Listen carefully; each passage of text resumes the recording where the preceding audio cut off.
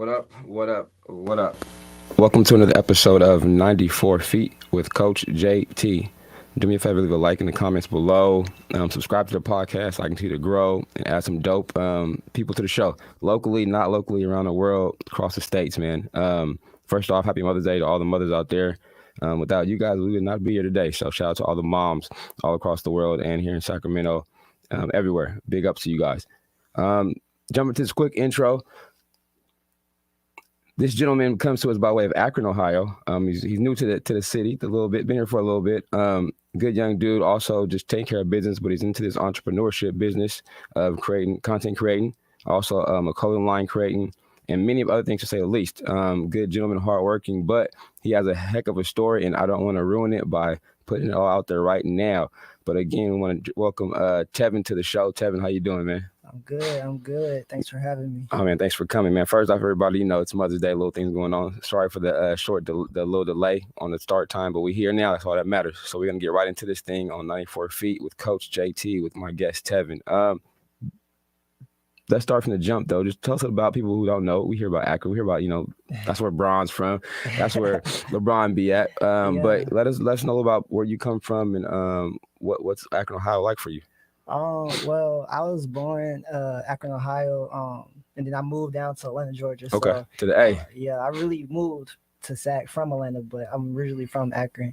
But just living in Akron, it's a small town, almost a lot of people know each other. It's like just word of the mouth, really.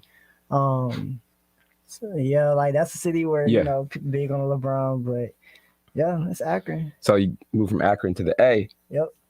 That's totally different. It's a big totally difference. different. So big difference. Numbers, culture. What is the biggest dynamics or influence difference you see from Akron to Atlanta outside of what you know, outside of being predominantly Black? Yeah. What something else that kind of like was real drastic for you? I say the people really, because you have like the two boxes of people. Mm-hmm. Like you have those one people that's like gonna stand 10 toes about you, and you also have those people that's gonna like backstab you. Life. Right.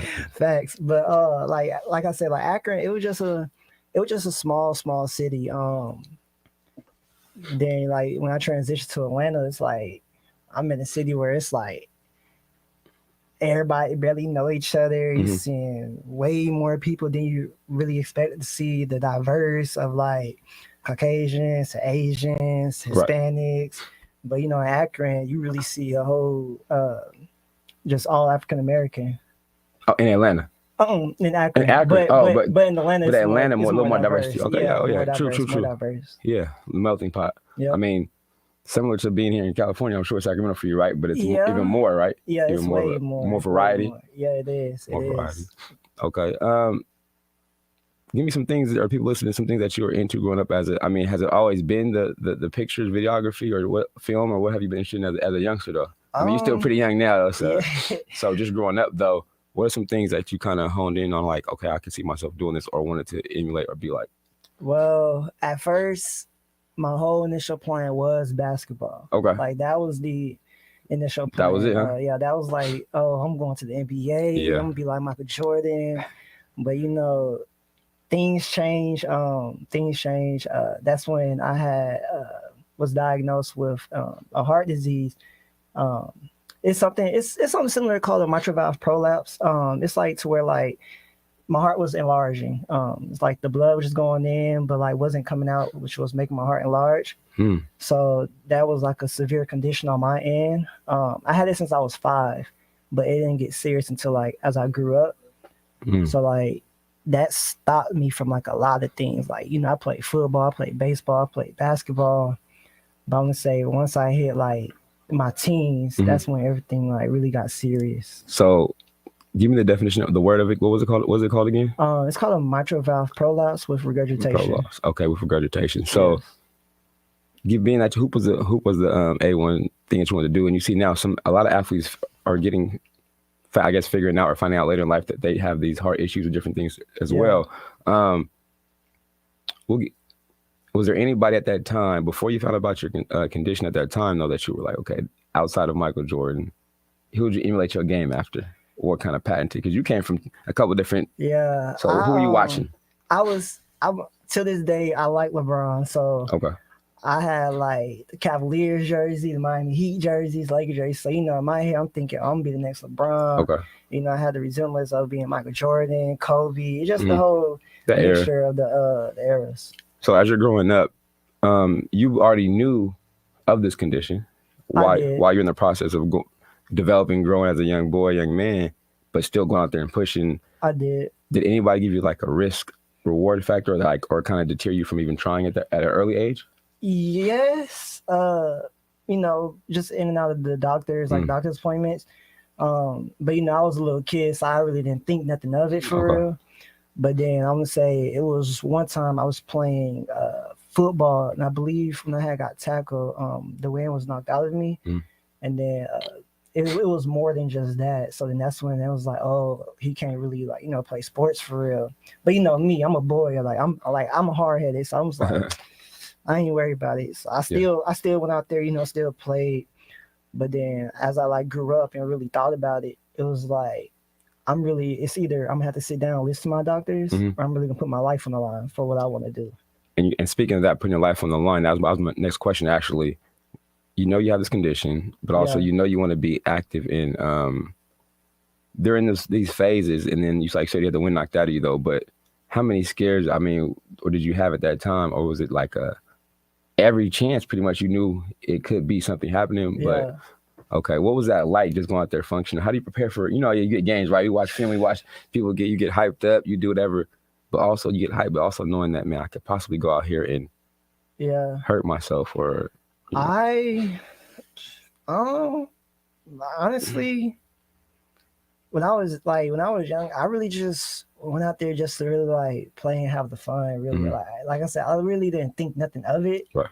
Because I didn't think it was like a severe condition.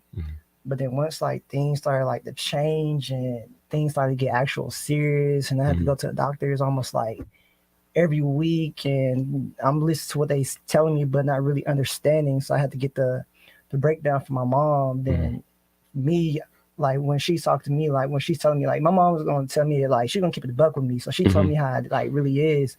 That's when I started to sit down oh, I just need to chill. But I really just went out there just to have the fun. Really, I really didn't think nothing of it. It's so serious though, but to realize that, and a lot of athletes do now, some make a decision to come back from it or have to shut it down. When you finally decide to, I guess you say, give it up or not chase a dream or just not participate in activities like that because of your health. We talk about mental health. Actually, this month is Mental Health Awareness Month. Yeah. And years ago we weren't as dressing as we are as much as possible in the open. Right. On my show here we talk about it all the time, and at my school, stuff like that with students. But how did you feel your mental was at that point? Because that's something that kids or an athlete never probably wants to give up, in his childhood. Right. How did that go for you? Just going through the whole having the heart condition and just the whole after the heart surgery process. I want to say I was depressed, but not really depressed. I just didn't know who I was at the time because I was going through that I know what's going on, but I really didn't know what was going on for real. Why is it happening to me for real? Yeah, that's tough. So you mentioned heart surgery. Was it just one, or how many did you have to have? Yeah, it was just one. Just one? Yeah, it was the February 2015, I believe. February 2015. Okay, so you're going up almost on 10 years from surgery. Yeah. I'm not a hospital dude. I don't I just, something to this day, family members or friends, it's still just something about the hospital. But yeah. We talk about challenges too, right? So prepping for that, knowing okay, this is what I'm going to do, because obviously somebody suggested you do this to help either prolong your life or help you be better. Yep. You make the decision to do it. What's the feeling, man? Because everybody can say, we see videos, movies, but the prep part, you're actually getting ready to do this. That's, to me, actually, that's one of the scariest things probably started dealing with, surgery stuff, even for myself. I already get scared for everybody else that goes through surgery. But how was your mindset then? Because, to me, I know that can't be that easy. Honestly, I want to say I was 14 or 15 at the time. So around that time, I had a more understanding of what was going on. Okay. So I'm gonna say I had a pre-op appointment before the day of my surgery. So they really broke down everything that was gonna take place and why I was getting it. So with me sitting in the room with my mom and sitting in the room with the doctor and the surgeon, I really was like, okay, like, yeah, it's sad, but let's just go ahead and get it over. Like, Okay. I really just got tired of like hearing, oh, as he grow, he gonna have to continue to come, yada yada yada. So this is a way for you to cut back on some of those procedures or whatever, or visits Yeah. as you got older. As This I got helped older. that. Okay. It helped out. How long was the surgery? I'm gonna keep it about. I don't know. Even Mom, how remember. long was the surgery? It was about 8 hours. Ooh, Yeah. shout out to moms in the building. 8-hour surgery. Put mom on the spot one more time. How did you handle it, mom?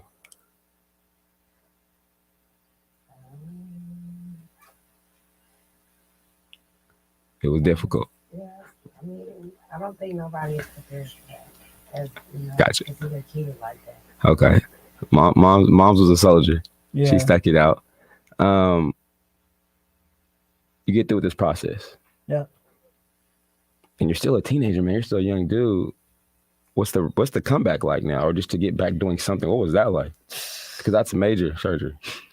Honestly, that's when the whole like Tevin being an entrepreneur really came about. Okay. I'm gonna say after I had my surgery, it took me like I'm gonna say a week or two to fully come back to myself. I really sat down, thought about what I went through, thought about like it was like an actual story that I can inspire people. So instead of me like risking to go play sports again, I came out with my clothing brand. My clothing brand is called 7 Promises. Okay.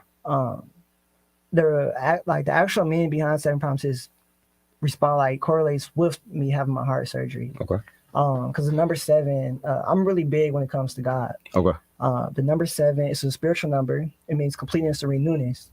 So just going through that whole process, I knew that God was going to complete my life and complete my healing process, and He was going to renew my life of me, like So it's like a new you opportunity, basically a new you like at a that. new me coming out the hospital. Right. And then the word promises. I came out with that because, just laying on the hospital bed, looking up at the lights, It's just the you. doctors putting the anesthesia and putting me to sleep. I came like close, with God, like, okay, he basically me and him having the whole conversation. It's just you and him at that point. Yeah, like just me and him talking. Yeah. And he basically made promises with me that's been like met, and some of them are still being like in the process of chasing. So that's when, 7 Promises came about. I really took that to like inspire millennials to keep their word, keep their promises. Because me, I was like 16 at the time, or 17. I was in middle school. A lot of people, they like to make like trust. They like to put trust. People make bets, make promises. And on my end, I was like, if you're gonna put your trust in somebody or like make a promise with somebody, at least keep it. Because I wouldn't want nobody to make a promise with me or make a bet with me, and the next day they don't keep it. Right. You're worried your bond, your promise like that, right? Yeah. Heavy. Like real heavy. So like it's just looking at it into the universe.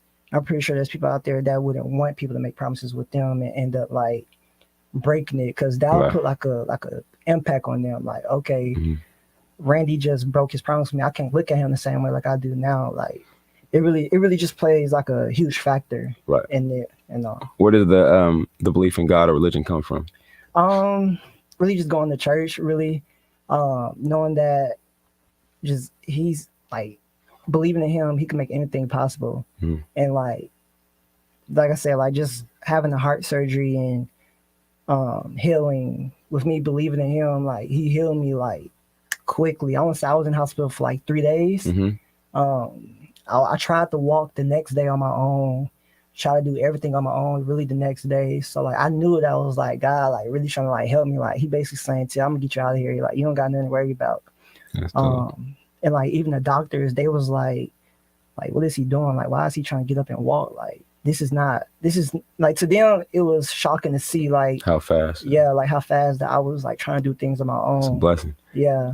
Initial, if you can remember when you come out of that though, what was that like? Because only thing I think I remember being an dance teacher was getting a wisdom teeth pulled out, right? Yeah. And that's when you come out, you're still at a function, everybody's video laughs and joking, Yeah. right? But that, and then wake up, it's like nothing happened until you feel something. But for you, what was that like coming out or coming to part? I'm gonna say when they gave it to me, I was laying on the table, I seen the lights, and I was out.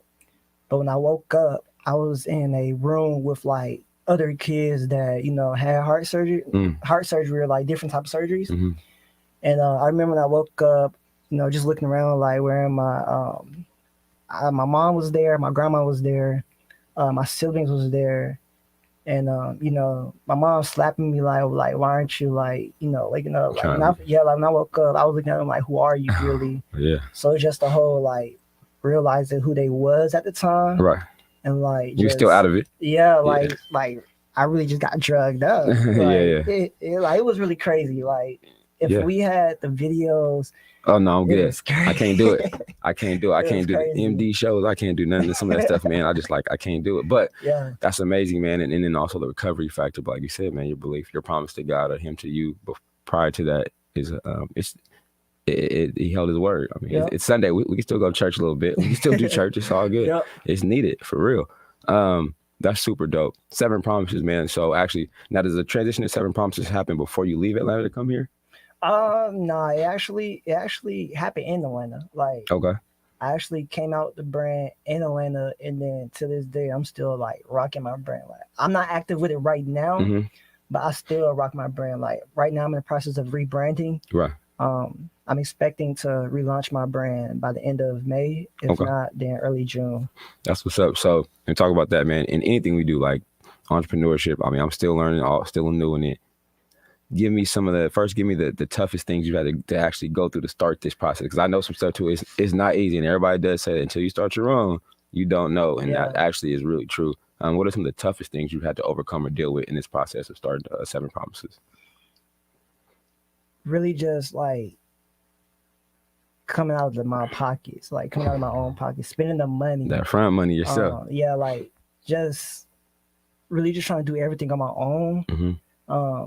No sponsorships. Yeah, like just nothing. Like I'll say the biggest is really spending the money, because you can start a brand easily, but like behind closed doors, when you look at it, it's the money that you put into it, and so I want to say I really learned how to like budget the money that went into my brand.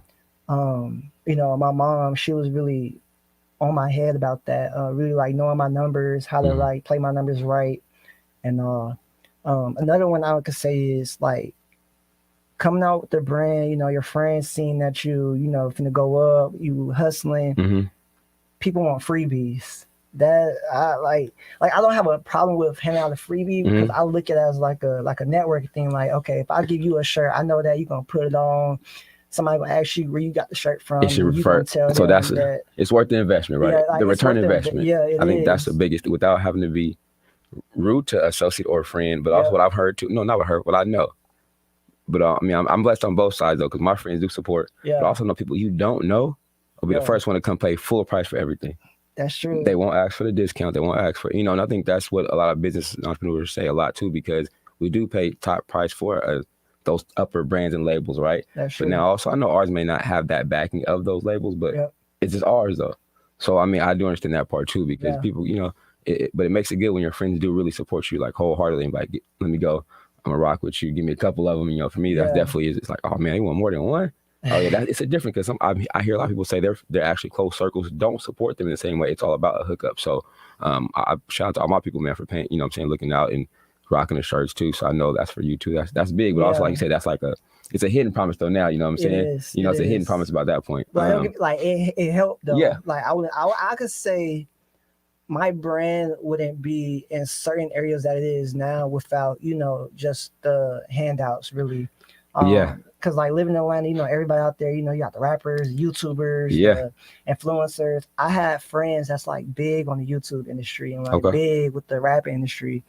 And like we all went to school together, and plus like just being inside the school system. So like me like, take this shirt, seeing them do a YouTube video on it, knowing that the video gonna do numbers. And people asking like, oh, where you get that shirt from? That's dope. And like, they let them know that it's me. So I say I can give a shout out to like those that like actually, you know, rock there and actually like, you know, let people know where they got it from. That's good. How good of a feeling is it, man? Because I still get it now. I mean, I'm still building the brand, especially the podcast is growing, but now the merch, as you can see, Rob, you got to rock your own. I always say too, Right. man, you got to rock your own, right? Right. So, but to see somebody else with it on, or be like, hey, I got this from him or something like that, I'm like, oh, that's, you know, that's me. That's super dope. Especially like being in public and the person don't know that it's your brand, and you go up to them like me. When I lived in Atlanta, I did it a couple times. I'm not gonna lie. I went up, like, I'm gonna say I was downtown one time.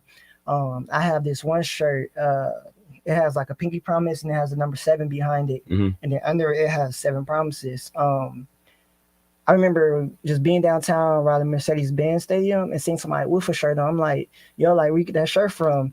And like just hearing them say like, oh, I got off this website called 7 Promises. Like just hearing them say that, like, really just like sparked something in me, like knowing that, okay, like hearing them tell me that with energy, I can imagine what they tell other people. Okay. You know? That's dope. Yeah, I like that. It's just like, it's a really good feeling. It's a really good feeling. I can see that. That's definitely dope. Because you picture them saying that same to somebody else, maybe. Like, oh, that shirt's dope. I want one. Where do you get it from? Oh, it's right here. Yep. That's super dope. And while you're talking about 7 Promises, where can everybody find that? You know, give out your social information right now, man. At least the IG stuff so they can follow it when this drop happens again. So you can find 7 Promises on Instagram at 7 Promises. Everything's spelled out SEVENPROMISES. It's on Twitter, you know, Facebook as well. The website, it's in Instagram bio, but don't make purchases on there. Like there's stuff up there, but just don't make no purchases. I haven't yet. You gotta turn it off then. Turn the switch off. Like I just haven't really did the website yet. Right. Okay. Really. It's all good. But it's in the works. It's coming though. That's It's coming though. Yeah, my man's working. Also, we talked about the good, right? So about the tough part. Outside of somebody wearing your shirt, what else other good or whatever accomplishments you say would be like landmarks for you to be like, okay, I'm doing this thing, or I'm stamped in this. Like, I'm going to keep this going and keep it relevant. What are some things that you can mark or have marked? Having the passion, being consistent. I could say that. Yeah. Because I'm gonna keep it a band with you. I really could have gave up like a while ago. Oh yeah, me too. I could have gave up a while ago, but just like seeing people actually supporting my brand when I first started to how they is now. Like right now, I'm like, I haven't touched my brand since I want to say like last year, but I recently just started, you know, creating my own designs and all. Till this day, people still follow the brand, still like the pictures on there.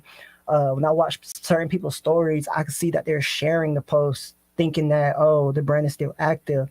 So like seeing strangers at that, like actually giving my page the support that it needs, that lets me know like, okay, you know, it's something that I need to be consistent with. And plus it's really my story. Like I didn't start the brand for nothing. I really started it because of what I went through and all. So it's more than just a brand. It's really my lifestyle, really. Like I'm living by my brand name, like by 7 Promises. Yeah. So now you got people wanting the stuff, and you gotta get to it. I mean, that's the other side of it, right? Like now you've created that demand. Yeah. So now we got to put forth the work, bro. People will tell them a podcast, anything, any business, right? Most of them last a month, 2 months, 6 months at the most, and they're done. Yeah, if you're lucky to go, you know what I mean, certain episodes. I think actually today, this is number 70 right now for me. This is episode 70 podcast. Yeah, bro, like 70. I'm like, but it's not funny, but also I'm learning different emails come when you get certain numbers. Like, oh, you've reached this number. We want to interest you in doing this. I'm like, wait a minute, is this false? Or, you know, some stuff like the Facebook, going on Facebook all the time. It's like, oh, you can use this for marketing now. Or Facebook store reels are coming up or something. I'm like, what? You can earn money. I'm like, huh? Right. Oh, monetization now. It'd be like that though. I'm still new to this. I'm like, oh, you can do this? So I didn't know. I'm trying to figure it out. What's okay, outside of the website, get ready to drop real soon. What are some other things that you made that you're willing to speak about that you got in play or got in mind with this brand and company you're building right here? That you may share that we can, I mean, you know. I could share this only because it's something I know is going to happen. Okay. With my brand and with me shooting sports and you know, the photography industry that I'm in, I'm planning on like just doing like things that corresponds with basketball. Mhm. I know a lot of hoopers that's out there. Yeah. You and did just some tight stuff with yeah, Grant High School. I seen yeah, they film. Grant, Laguna Creek. Creek girls got a nice little highlight Yeah, film reel from you. So yeah. So that's big just right now. it is. So like just having a connection with those certain schools. I don't know. I ain't gonna It's say all too good. No, much, no, hey, but it's I'm coming. all It's for coming. It's coming. when it's ready. It's time to put out, bring it out first. Then you tell them. Yeah. I'm all for that, bro. For real. Yep. But like we mentioned, didn't put like a title to it. But yeah, you do photography, I do. in-game photos, videos, stuff like that. And I've seen the young man's work. He got some skills. Good camera. Got a good camera, right? So the pixels is everything with which content. I mean, that's the biggest thing we're in right now. I mean, we're in the studio with 1, 2, 3, 4, 5. I don't know, 6 cameras maybe. Yeah. But angles, content is dope. What made you get into that? Because I mean, you are the Colin brand now, but now you're actually out here putting footage together and spending time behind the camera. What's that like for you? Everything is going good. Really, like I really didn't think it was going to be the way it is, but I actually love it. I really picked up a camera being at one of my mother's events and just seeing a guy with a camera, you know, playing around with it, taking pictures with it, like, oh, this ain't nothing. Like, it's pretty cool. Like, it's really like a hobby that could just help you with certain things. So with me thinking about, you know, getting into the photography industry, but really like led me into it was starting with sports photography. So I know that after investing to a camera, I could start sports photography because I can't play basketball no more. So it's the next. So instead of not playing basketball, I could still be around the game of basketball. It's dope, man. That's smart move. Yeah. So I started with sports photography. At the time, I was going to a school called Luella High School. I started shooting there basketball, and then that's where I really grew from shooting basketball. And as I like took off, I started doing different things like portraits, studio portraits, product shoots. So like just knowing that I got the skills, I could put 2 and 2 together, which means I put my photography stuff together with my clothing brand. So like everything on my clothing brand page, you'll think that someone else did, but I do it. I did it all. I did it all on my own. As you know, in the game, in athletic sports, and I ask all the athletes that come through here, anybody really though, like putting time in your craft, right? Yeah. So yeah, it looks easy to go out here and take the picture, right? But go home, edit, crop, all that. How much time would you say you put in? Because and to be skilled at it, but be like consistently good at it, takes some work, right? It's not just take a picture, upload it. No, you're not doing that. You're actually making reels, videos. You know what I'm saying? Buffing stuff out. How much time does it take to get decent, you would say, at this? Because you're always going to be learning, but to get consistent and get good, you know what I'm saying, get reviews back. Just sitting behind the computer, I probably say I put in like at least close to like 4 hours, probably like just editing different projects. Not daily. I'm not gonna lie, not daily. I'll probably say like every other 2 days at the most. Because I used to be behind the computer a lot, but I really try to like not be behind the computer as I used to. That's what's up. I saw a couple pics on the IG, like you went to Kings game, Matt Barnes. That picture was dope. The look, that angle picture was dope. Appreciate it. For those events like that, have you been blessed yet to get like those? I know they get like press or sideline passes. Or are you taking those from wherever you at? But with just like I know his was like more so in the concourse area. Yeah. But what about that lower level? You made it down there yet to get to these anything for these games? Down below. Those before the games. Because I've recently just found this out. If you're a photographer and if you go to like an NBA game, you're able to go down like to where the bench is at 30 minutes before the tip off, and you're able to like take pictures and all that. Oh, that's cool. So with me in my head, I'm like, I was with BYLP a couple games. So you know, Miss Lorene is like my second mom. Yeah, she gonna vouch for you. She gonna hold it down. Boy, go down there and do what you do. Yeah.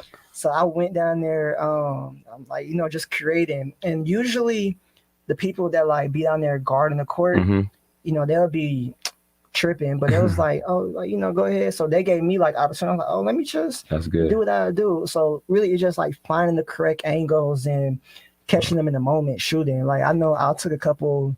Like De'Aaron Fox, Buddy Hield when he was, you know, with Sacramento Kings, Sabonis, you know, the trainers as well, and of course, you know, Matt Barnes. So just creating is like just everything, really. Any passion, drive, or feeling maybe to get it? Because I know a couple people. Shout out to Jamil Pugh, Sacramento. A couple of people. They doing 49er games, but they, Yeah. you know what I mean, like those press passes where you like now you on the baseline somewhere, Yeah. right? That's any- really my goal. Okay.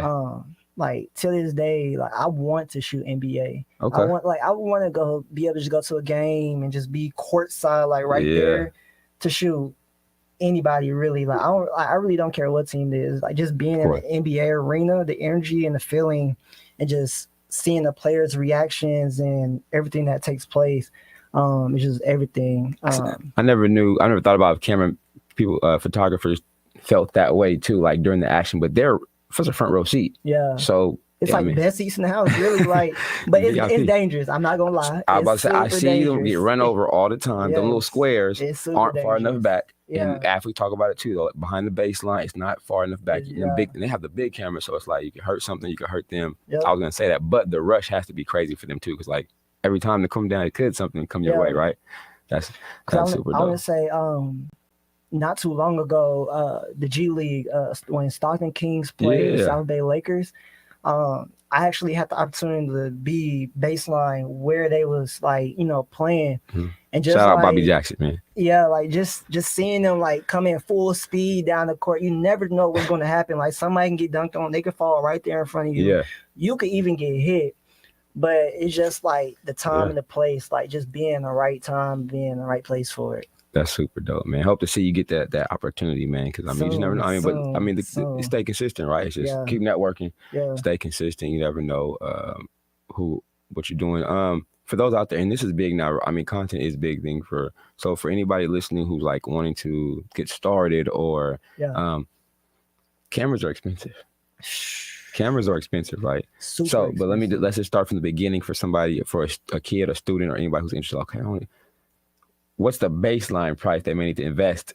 Because like we talk about investing, right? You have to invest in yourself, your business. If they want to get started, what should they be looking about? If we're no experts up here, all right. So don't quote us on this, but we're just saying if kids want to get started or somebody's interested in this business or this field, what we're giving our ideas or suggestions. What should they look for? What type of things should they look for? Just to start out like something baseline. Honestly, if you want to shoot sports photography or sports videography, the biggest thing is really the quality. So you can go bust down on a 16 megapixel camera or even a 20 or 24, I believe, and you can probably pay like at least like $600 or $800 for a camera. Mm-hmm. You can get away with that. But what really matters the most for is like the lenses. Like the camera body don't really matters. The quality plays a big factor inside the body, but what really helps a lot is like the lenses. When I first started, my mother, she had got me it was like a Nikon Coolpix, like a pocket camera type. Nice. And then like as I grew older, my father, that's when for Christmas, he had got me a Nikon D3500. And I want to say I used that camera for like most of my photography industry, like most of my career really. And with that camera, I was able to shoot Shaquille O'Neal, Brian Mutombo, Dikembe Mutombo's son, Angel McCarthy. Oh yeah. You're in Atlanta though. You're in a hub where so much going on, man. It's so much opportunity for photos and pictures and videos in Atlanta. Different from sports to events to activities. Yeah, you had a lot of options. I used that camera for like a while, but when I came to Cali, I started working with Black Youth Leadership Project, and they was interested into my craft. So with them being inside of my life and being inside of being interested inside of my industry, they really invested into my industry, like into my career. Yeah. And I want to say, me and Miss Lorene, we were sitting in the office, and she was like, "I'm not doing it to just keep you around, like to instantly pull you in. I'm doing it because I want to see you succeed and I want to see you win." Right. Somebody's investing in you though, but bigger than what she has for you for the LP, right? Something bigger. So when she did that, I'm gonna say the next day she had purchased a Canon. It was a Canon EOS R. It's a camera I've been dying to want. Like you can ask my mom. I begged my mom for that camera. I want to say almost every day. It was on your list, huh? Yeah, number one. It was like a close to a $3,000 camera. Right. I asked my mom, I asked my dad, I asked my grandma, everybody, and like them seeing the price, they was like, I can go put a down payment on a new car with that. Like, they didn't want to do it. So just like seeing someone, invest into the craft Right. really played like a huge role. And I took every inch of the way. Well, content is good, right? Especially with Yeah. BIP, right? They're activity, they're active, so Yep. it's a lot of content to be created. A lot. So I mean, if lot. they're investing in you, but they know now you're with them, but you're also going to be active and you're going to capture those moments for that Yeah. program, right? So I mean, it serves its purpose, though, Yeah, right? You know what I'm it saying? really did. That's It really did. that's what's up. That's the better part of it, right? Somebody Yeah. investing in you, and now you got, you know what I'm saying, throw it back their way Yeah. by the good work. Coming to Cali though, I saw on the website a couple like outdoor scenes, outdoor shoots, and that from Atlanta. Have you done some here in Cali yet? Not yet. Okay, because I was going to ask what was the soon. biggest difference of like outside of the climate in Atlanta and Cali, but our scenery is a little different. I can answer that. Okay, so what's kind of like the difference of the outside climate or kind of weather? Because I know Cali have, I think, more sun, bright. Yeah. How difficult is that type of thing, or versus is it easier here because of the outside lighting? It's easier here because you have more of a better environmental view. Okay. Being in Atlanta, yeah, you had like different graffiti walls, you had like different side streets, different sidewalks where you could instantly hop out the car, take a picture. Mm-hmm. But just being out here in Cali, you have like the palm trees, you have lakes on almost anywhere you can possibly Water. go. Yeah. The beaches, and just being close to like anything really out here. And plus, the suns out here do shine brighter than what they did in Atlanta. Yeah. Like, I want to say, I flew back to Atlanta, like, I want to say not too long ago.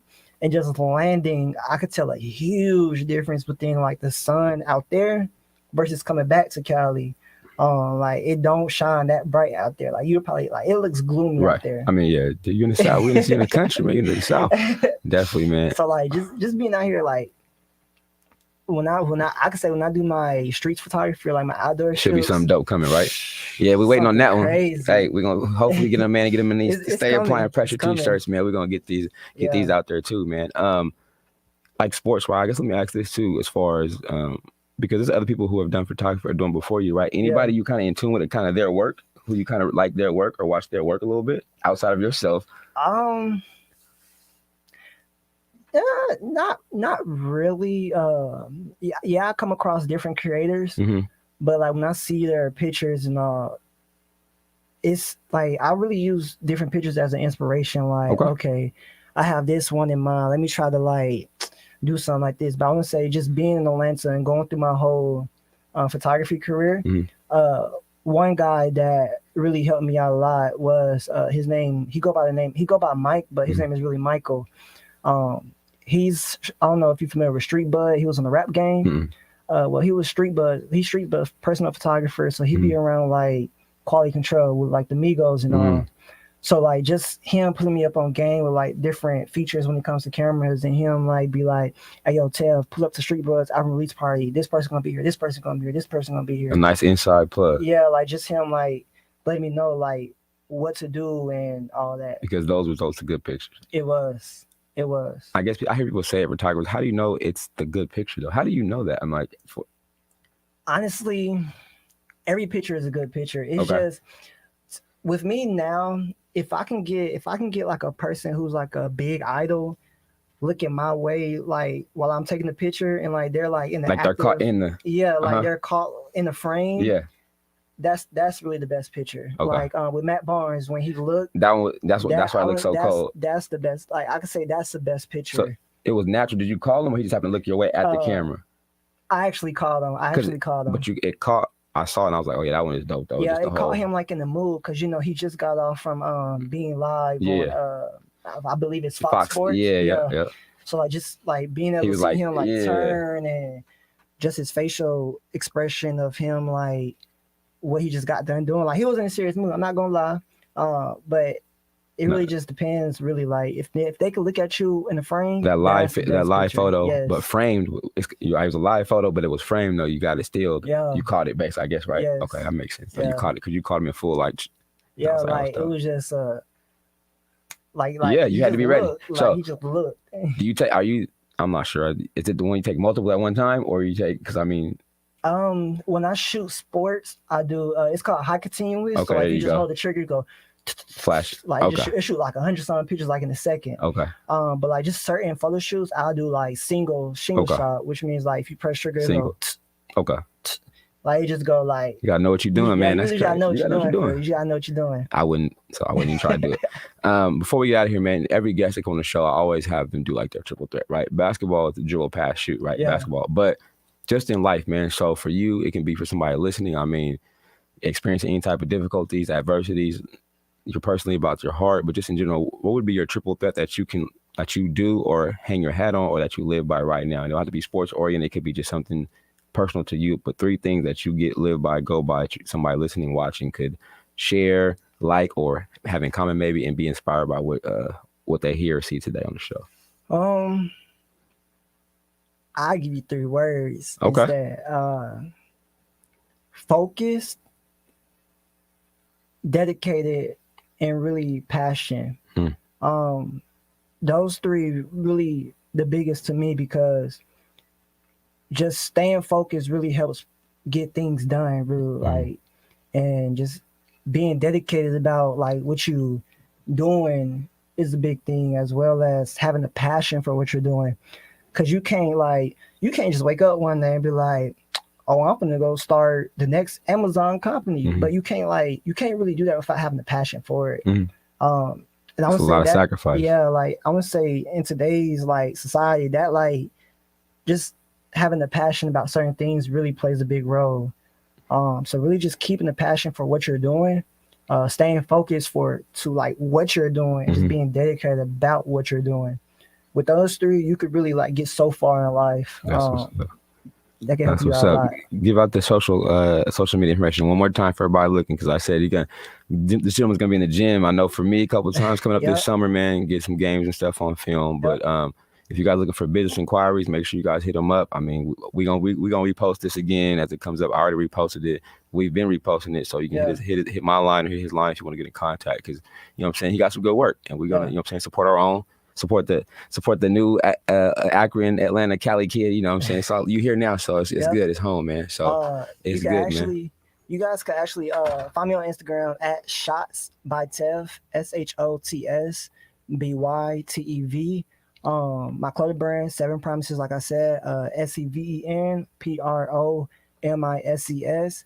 And just to put this out there, if y'all Google Shots by Tev, you'll see like all my articles. You'll see just the services I provide, ways to get in contact with me. I have a link tree out there. My phone number is out there. It's my personal phone number, so don't be calling my phone like trying to have a conversation. You gotta get a Google number, kid. You gotta get that switched. But yeah, man, y'all reach out to me. I just moved to Cali back in August, so I'm really just hungry for the lifestyle I want. So that's what's up, man. So yeah, he's here. He's putting in work, building a brand, networking. Do a lot of networking, man. He's out and about doing networking, which is half the battle, man. So you got to put yourself in that space, right? Definitely, but also it's quality work. Like I said, man, you got to hit the page up, look for yourself. The look doesn't lie, but also I think it's better when you know about the person you're dealing with. So right now they got an up close and personal interview with you, so they can know that the creator behind the creator, right? You know what I'm saying? I do want to say this before we do leave, because it's been itching. You probably see me like twitching. I do want to shout out like my mom. Like she's in here right now, but without her, like I'm not saying it's because it's Mother's Day, but like it's good. Without her, like really being on my head, like just being on my head, like I'm a prisoner or anything like that, I wouldn't really be the Tevin. Like I wouldn't be the Tevin I am now. Like I could say I changed a lot. So just having my mom as like my backbone, and just having her as like a support, and just having her to like just go to like it's everything. Yeah, like really just everything. Like she really helped out a lot. Really who I am today is because of her. My father played a big role too, but mom's hit different. Really, it's all good. I understand. Mom's really hit different. My mom really just come in clutch. I already know. Come in clutch. Mom's hit different, especially with that mom-boy relationship. I mean, I'm with it. I'm the only boy, so I definitely know. I had 2 sisters, so mom the only one, so I take full advantage. But also, our bond is definitely different. It is what it is. Yep. But shout out to mom, she's in the building. Yeah. Even worked a little bit as she's sitting here too. She's back here working, helping son out while she's in the building. Yeah. So thank you too for you guys for coming, showing up. And we're gonna be in contact. You know that we got more stuff in the works. Plan some stuff. Hit the website, man. 7 Promises. Tap in with me. I got some dope colorways. Stay applying pressure, man. We all summer long, all spring and summer. But we're just getting started, man. And that's the goal, right? But together as a unit too, right? Yeah. Help educate, support the youth, the movement, everything else, but the right way, man. Our world definitely needs better people like telling your story like you, man, and just putting some positive in the air. Yeah. Positivity, man. We want to be around. I feel it. You know what I'm saying? We want to be here to take advantage of this, man. So again, happy Mother's Day to all the mothers across everywhere. Yep. Everywhere, man, no matter where you at. If your mother's here or passed away, still happy Mother's Day to you guys and many blessings going forward. From Tev and Coach JT, man, out at 360 Studio, DJ Eddie on the ones and twos in the back, man. Shout out to my DJ, man. Real dope guy. Keep us lit in here, man. Appreciate you, my guy. We out. Peace.